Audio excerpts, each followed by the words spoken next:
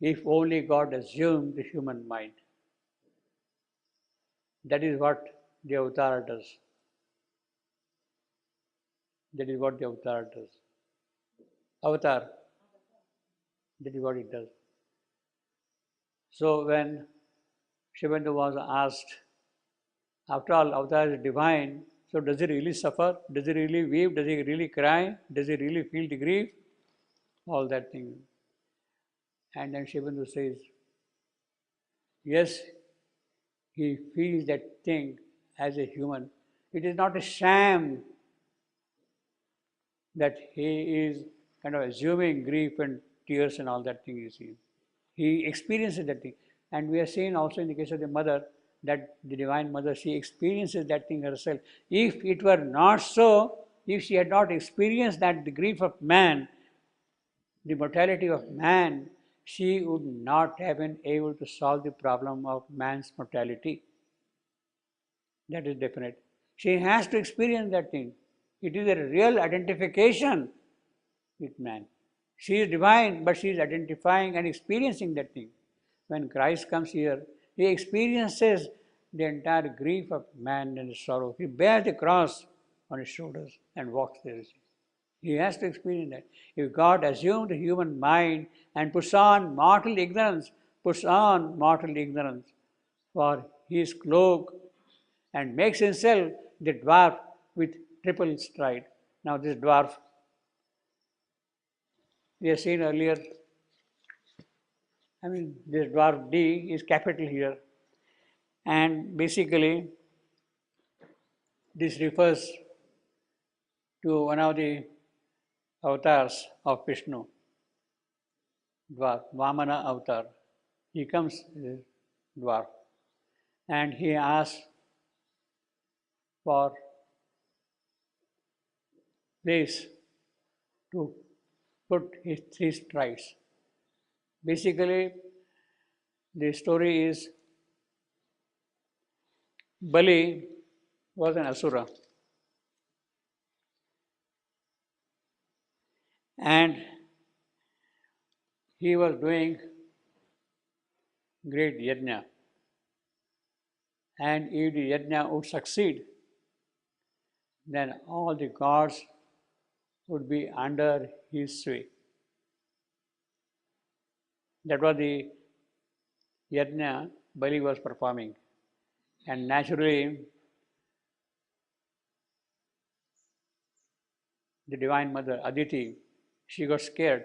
Her children will become the slaves of Asura, you see, Aditi. And so she approached Vishnu and saved the earth from that calamitous possibility. And he comes here as Vamana, the dwarf. And as a young boy, maybe around 15 or so, not even, maybe some 8 or 10 years or so, like a brahmacharin, bachelor, who has just entered into that state. He approaches Bali, who is performing the yajna. And Bali was a very generous man by his nature. He would grant a boon, whatever is asked by anybody. Yes, you want this? I give. So Vamana was told that he can ask whatever boon he wants, gift he wants. He had come as a mendicant to his house and he is bound, so to say, to give something to him, to Vamana. At that point, the guru of Bali, of the Asura, Shukracharya, he told him, be careful, there is some danger involved. Don't be too generous. Guard yourself. But he discarded. He says, no, I am bound by nature, by my nature, not to displease anybody who comes to my house and ask him whatever he wants, and ask me whatever he wants. So Bali then says, yes, let me know what you want. And then Vamana says, give me place for putting my 3 strides, dwarf with triple stride. I can put 3 steps. And then, yes, let it be so. By the first stride, he has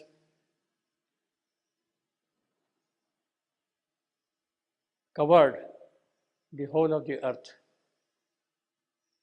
by the first stride, the whole of the earth. By the second stride, he has covered heaven also, complete, you see. Now, Vaman asks, okay, tell me now, where do I put my third foot, third stride? And Bali says, Lord, you can put on my head. He offered his head for Vamana to put his third stride. And in that process, he was pushed down by the weight of his foot into the lower part, in the Patala, in the lower region of this creation. You see. It is in that sense, he was not killed, he was pushed down so that he can remain there and do his own work. So these are the, makes himself the dwarf with triple stride.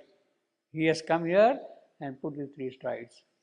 Now, of course, this is the reference to the Puranic story in Vishnu Purana. This is very elaborately described in Bhagavad Purana also. It's very beautifully described in the Bhagavad Purana particularly. How Vamana comes in the garb of a brahmacharin who has performed his yajna.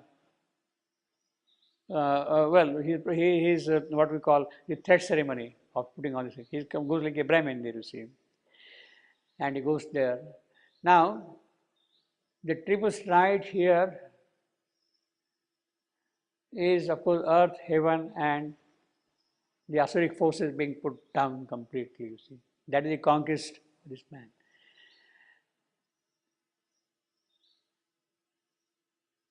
This happened in the Treta Yuga. There are 4 cycles described: Satya Yuga, Treta Yuga, Dwapara Yuga, and Kali Yuga. In the Satya Yuga, the avatars were fish, tortoise, boar, lion man, for Matsya, Kurma, Varaha, Narasima in the Satya Yuga. And in the next Yuga, Treta Yuga, was the avatarhood of Vamana, the dwarf.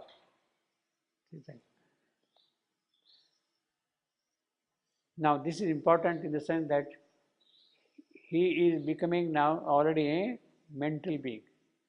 Earlier were fish, tortoise, or lion man, half animal, half man. But Vamana is practically a mental being coming to picture. It is he now who is putting these 3 strides here on his creation.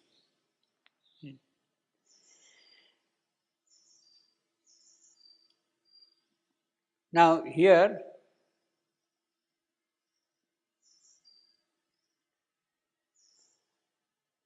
the conquest of the physical, the vital, the mental, that is the triple stride. So the avatar comes here to conquer the lower ignorant nature completely and put it down, so to say, so that things can open out about it. Can help man to grow into the God when it is conquered that way. And puts mortal on ignorance. So this is a great thing which Vamana has already done. Conquering the threefold nature of ignorance so that man can grow into God. The new possibility has been opened out for man in the process of evolution itself. In the Rigveda, there is also a description of the triple stride, Vishnu's three strides, what Srimati calls Vishnu's three strides. Vamana is the avatar of Vishnu. And in the Ravina, the three strides of Vishnu are described as earth, heaven, and three dhatu. What the Rishi says, three dhatu. Three dhatu means three elements. Dhatu means element. Three. That means Satchidananda. The three strides of Vishnu are the strides of earth, then heaven, then the transcendent. The Vedic triple stride would correspond to these three strides of Vishnu. Now it is the third stride of Vishnu in the transcendent which has to come into manifestation here. Earth has to be conquered, heaven has to be conquered, all the gods, over mind creations and all that. And then you go into the Satchidananda world, and it is that which must come down here. So the emphasis, the revelation, the knowledge which the Vedic Rishis has of the third stride is of the transcendent. Whereas the Puranic third stride of pushing the Asuric force down below, so that the other things may open. So there are certain kind of differences in that sense. But at the same time, I think it's a matter of interpretation, how you want to elaborate and reconcile all these elements here. So here we have a purposeful reference only if God assumed human mind. That is what has happened in the case of Vamana Avatar. He has come to that point, you see, dwarf. And puts on the mortal ignorance, puts on mortal ignorance for his cloak. That is what has happened in the case of Treta Yuga, you see. And makes himself the dwarf with triple stride. Now, Sribendu, of course, here, the poet here does not describe what these three strides are.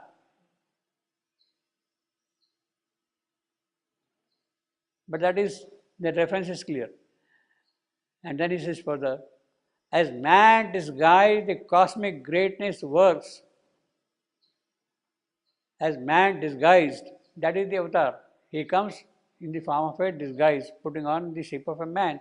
The cosmic greatness works, that is how it works in the cosmic manifestation, and finds the mystic inaccessible gate and opens the immortal's golden door. Immortal's golden door. Immortal, Amrita, golden, Hiranya. The mother saw the golden door separating the transcendental, the supramental world from this one. And with a hammer, she broke that thing open, the golden door. And opens the immortal's golden door.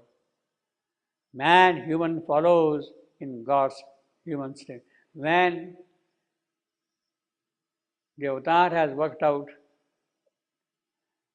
all these things by taking the human form, then the path is opened out for man. Man himself cannot open out, but the path is made open to him, for him, by the avataric work. The avatar comes here, does all these things, and opens out the path for him. Man, human, follows in God's human steps. This is man, human, follows in God's human steps, because this is in the context of Savitri. You have to discover your soul, not for yourself, but for man.